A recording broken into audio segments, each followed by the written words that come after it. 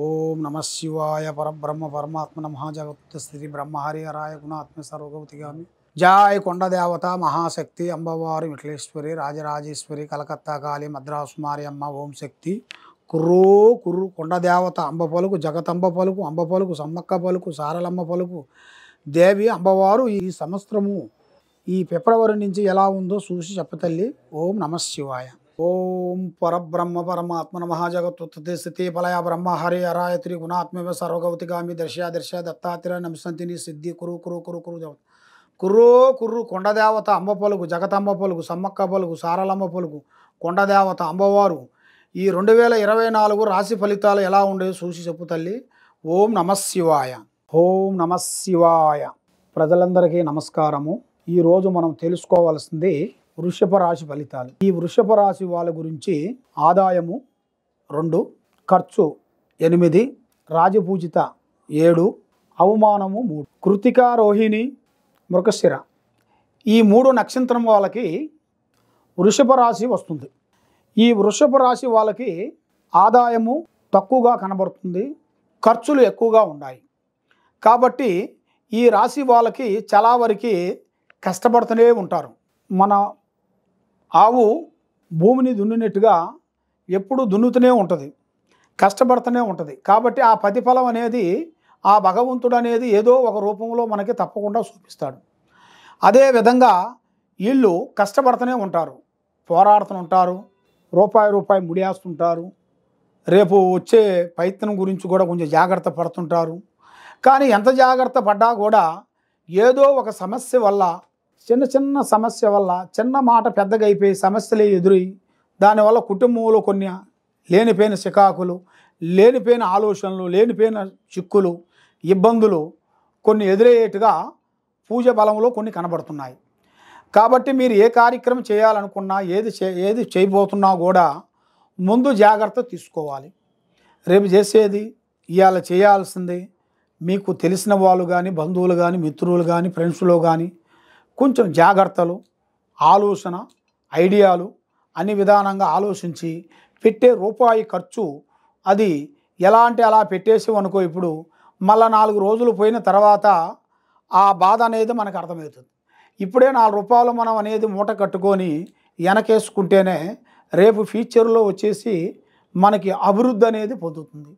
కాబట్టి పెట్టే ఖర్చు, చేసే పని కానీ ఏ ప్రయత్నం చేసినా తన సొంత కృషితో పోరాటం చేయాలి.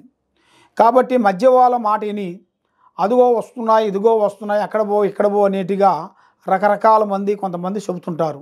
వాళ్ళ మాటలుగాడు కొంచెం విన్నారనుకోండి, చాలా వరకు ఇబ్బందులు అయ్యే మార్గాలు కొన్ని కనబడుతున్నాయి. కాబట్టి ఈ వృషభ రాశి వాళ్ళకి గతంలో జరిగిన దాని కాకోకుండా ఇప్పుడు నూతన పనులు, నూతన కార్యక్రమాలు పెద్దవి పూర్తి చేయాల్సినవి అతి త్వరలోనే ఉన్నాయి. కాబట్టి వీళ్ళకి స్థానంలో అనేది బలం తక్కువగా ఉంది.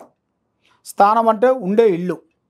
ఆ ఉండే ఇంట్లో స్థానంలో వచ్చేసి స్థాన బలం ఎప్పుడు తగ్గిద్దో మనిషికి లక్ష్మీ బలము, వాక్శుద్ధి బలము, వెలుగు బలము, స్థాన బలము, పవర్ అనేది తగ్గిపోతుంటాయి.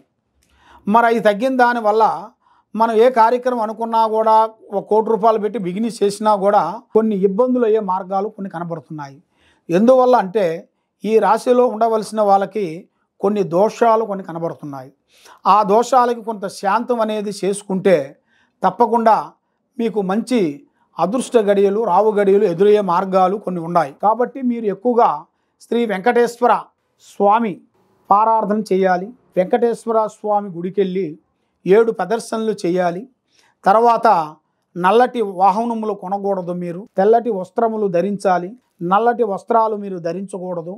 కాబట్టి ఆ శ్రీ వెంకటేశ్వర స్వామి గుడికి వెళ్ళి 11 ప్రదర్శనలు చేసేసి ఆ 11 శనివారాలు మీరు మంచిగా స్నానం చేసి తలస్నానం చేసేసి మనస్ఫూర్తిగా ఆ భగవంతుని మనస్ఫూర్తిగా అనుకొని 9 ప్రదర్శనలు చేసేసిన తర్వాత ఆ 9 ప్రదర్శనలు అయిపోయిన తర్వాత 9వ వారం రోజున మీరు ఫ్యామిలీతో గుడికి వెళ్ళి అక్కడ మళ్ళా 9 ప్రదర్శనలు చేసి శ్రీ ఆంజనేయ స్వామి దగ్గర గుడికాడికి వచ్చేసి కొబ్బరికాయ కొట్టాలి.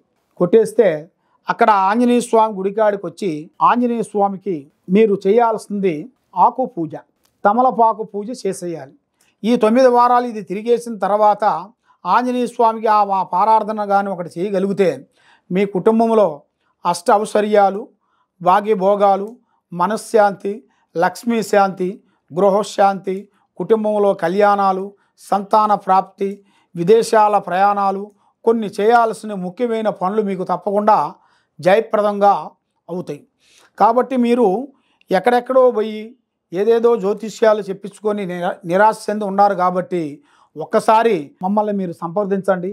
మీకు ఎలాంటి ప్రాబ్లం అయినా కానీ, ఎలాంటి దోషాలైనా కానీ, మీ పేరు, మీ వయసు, మీ డేట్ ఆఫ్ బర్త్ మాకు మీరు పంపించగలిగితే మా వాట్సాప్కి మీ పేరు బలాన్ని బట్టి మీ స్థితిగతులు ఎలా ఉన్నాయి, మీ జాతక బలం ఎంతవరకు వచ్చేసింది, మీకు ఎప్పటి నుంచి ఏ టైం వరకు మంచి జరగబోతుంది, మరి ఏ టైం నుంచి ఏ గడియలు మీకు రాబోతున్నాయి, మీకు రావు గడియలు ఎంతవరకు వచ్చాయి, కేతువు గడియలు ఎంతవరకు వచ్చాయి, స్థాన గడియలు ఎంతవరకు వచ్చాయి అనేది చూసి, స్థితిగతులను చూసి, జాతక బలాన్ని పెట్టి చూసి మీకు అన్ని విధానాలుగా చెప్పగలుగుతాము.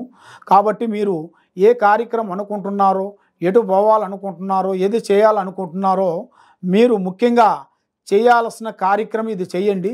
మీకు మనకి ఎన్ని తెలిసినా కూడా పెద్దవాళ్ళ ఆశీర్వాదం తీసుకోవాలి. వృద్ధులు అంటే పెద్దవాళ్ళు, వయసైన వాళ్ళకి సేవ చేయాలి.